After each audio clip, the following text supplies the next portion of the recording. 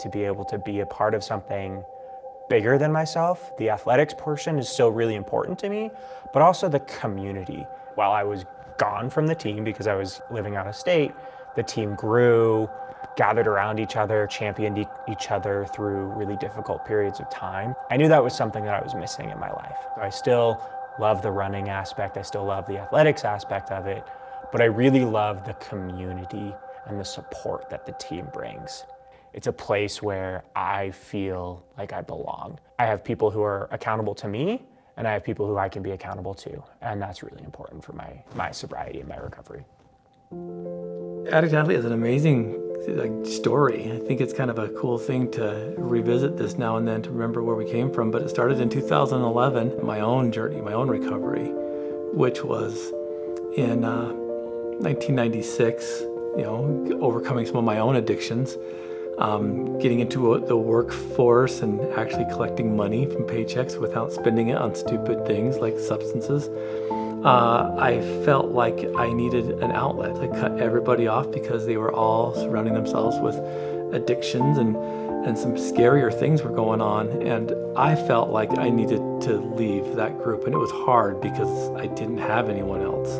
My life had already been kind of tumultuous with some of the relationships. And so when I decided to cut everyone off, I call it committing social suicide. It was kind of a scary thing because I joke about it that my friends were the friends on TV, Monica and Chandler and Ross and Phoebe and those folks on Friends. But I was working and I had an income and I was lonely and I was isolating and I thought, I'm done. I need to go spend this money. And I was, intending to probably spend it on stupid things like drugs, alcohol. But I ended up going and getting a mountain bike. It was wall art for a few weeks, but one day I hopped on and took off and piddled around some of the hills in Springville where I was living. And it was really kind of far back in this little mountainous area. I didn't really even know where I was. But I bumped into two other mountain bikers and they pulled up next to me and they could tell that I'm a new guy because I didn't look like I knew what I was doing. I had a nice bike, but that was it. They probably thought I stole it. But they asked me, they said, are you lost? It's a deep question because I kind of was. And so what I did was they said, well, we'll follow us down. We'll take you to the trailhead so you'll know where you started.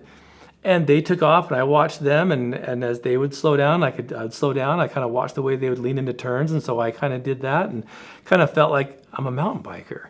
I didn't realize it then, but I think that's where my erase and replace philosophy started. It was erasing the addiction and replacing it with something of greater value, which for me was mountain biking. I no longer was an addict. Now I'm a mountain biker. I spent a lot of time in other addiction recovery programs looking for a place. Some that were very spiritually driven or based around churches, some that were more 12-step traditional focused. There were things in each of those that were really helpful for me, but I never felt like I fit in. The fact that I met the Addict II Athlete team while they were out running, I was out running. It wasn't just about sitting and talking about our addiction or our recovery, but it was about doing something different, right? Giving back to the community by allowing these disabled athletes to experience what it's like to race. It's about being active, it's about being champions. The whole ethos of Addict II Athlete is changing who we are, right? From sitting in our addictions to being champions. It removed the label of, I'm Spencer, I'm an addict, to I'm recovering, I'm sober, that's a part of my identity, but I'm an athlete, I'm a champion, I'm conquering things, and I'm giving back. If you take a behavior away, it's going to fill with something else. If we don't intentionally fill it with something positive, usually something negative just slides into place. If a person slips and goes back into a bad habit or addiction or whatever, nobody focuses on that date. You just pick your team member up and keep on going. We don't sit there and share our stories of when we were using or when we weren't using or whatever. We're always focused on the future and the race that we're running right now. 6, 5, 4, 3, let's go!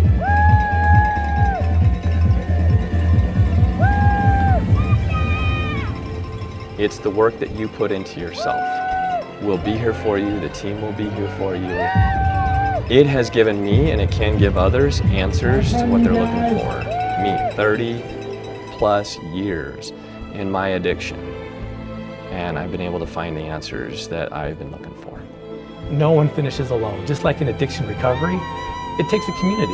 The team cohesiveness, the unity that brings the support with no other hesitation than just you're showing up, you're wearing one of our jerseys, you're on our team.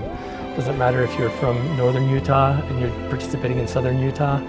If you bump into someone that has a team jersey, your teammates. It's been one of the greatest things to ever happen in my entire life.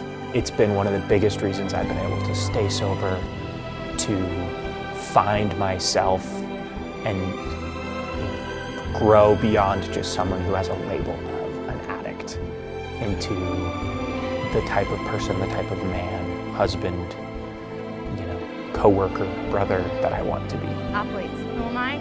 I'm a champion.